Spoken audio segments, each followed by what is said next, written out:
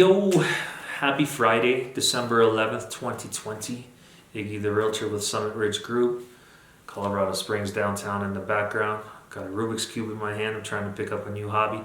And speaking of new hobbies, man, I got this new camera, which is forcing me to do take 20 or something at this point. I am sucking at today's Friday update. Last week I did 2 takes on my laptop, got 12 minutes worth of video out, a whole bunch of info. And now I'm overthinking it or something.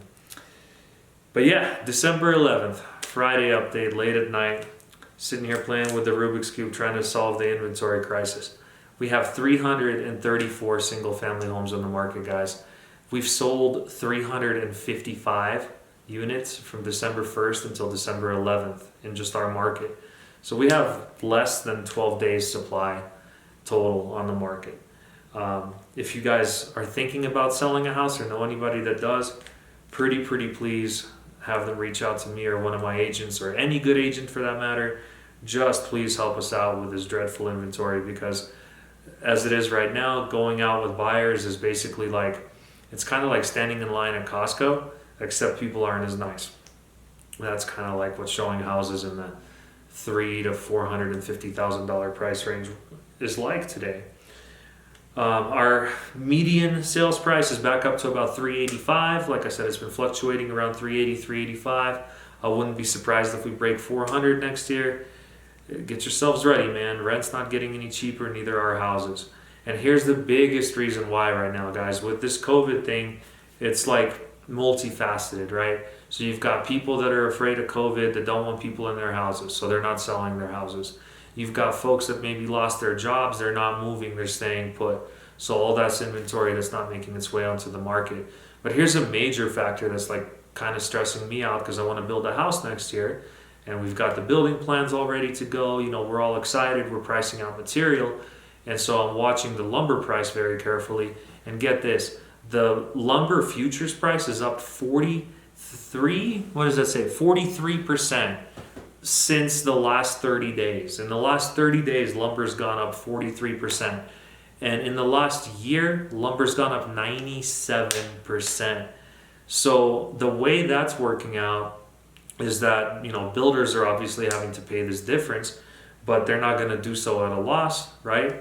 Even though I did talk to a builder this week where, they signed sales agreements with 16 different buyers probably right before the pandemic started, and by the time they actually broke ground, material costs had already spiked. So this one particular builder here locally is building 16 houses at a loss.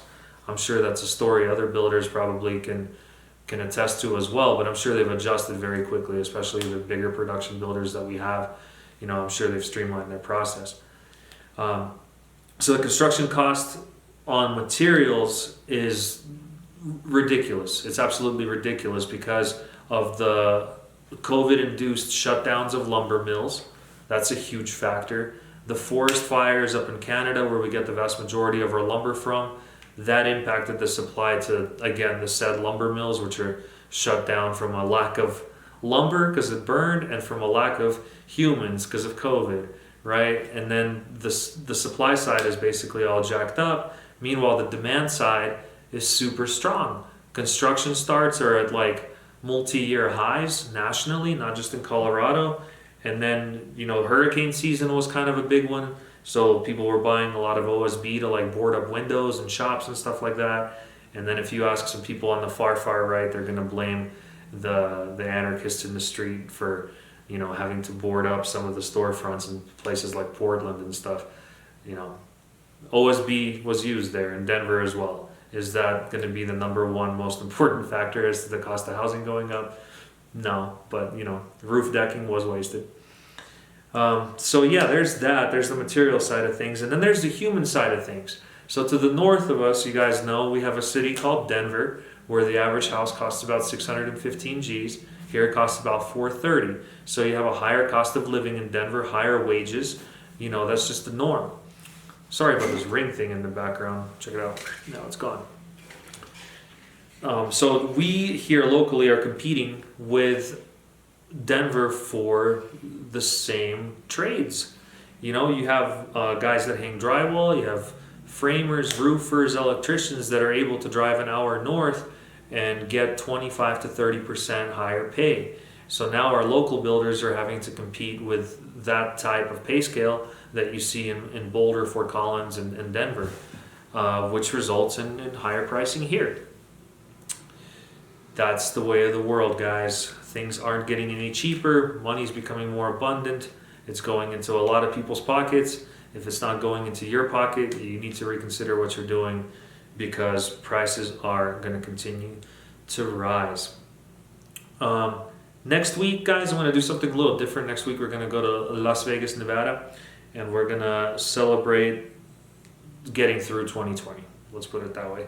This year, Andy and I got married. This year, Andy and I had a baby.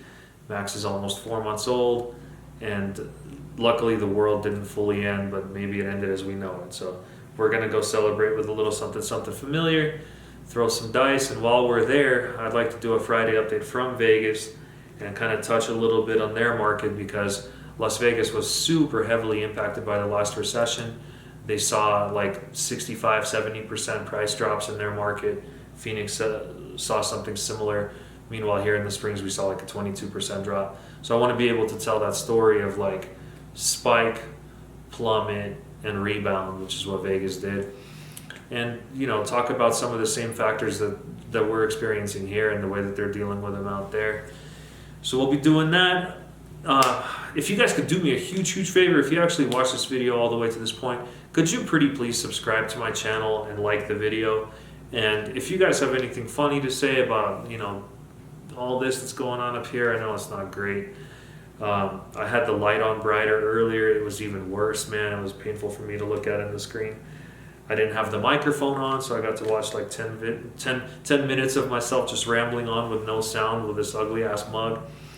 But please participate in the YouTube thing. That's something I really want to work on, not just for the real estate thing, but just to kind of, honestly, as a way to sharpen the saw, as they say, right? So if this is something I'm doing for you guys, it's helping me in my local business, it's helping me in my market knowledge, and in turn it's helping me help more people better. So if you guys could please just subscribe and like the video and get it out to your friends, I definitely would appreciate it. And I'll keep better and better content coming as the time goes on. I've got some help coming my way to help me with like editing and to make these things more interesting. And I'd appreciate it. I hope you guys have a great weekend. If you have any questions, if you ever need anything from me, I'm always just a phone call away. Iggy the Realtor, over and out.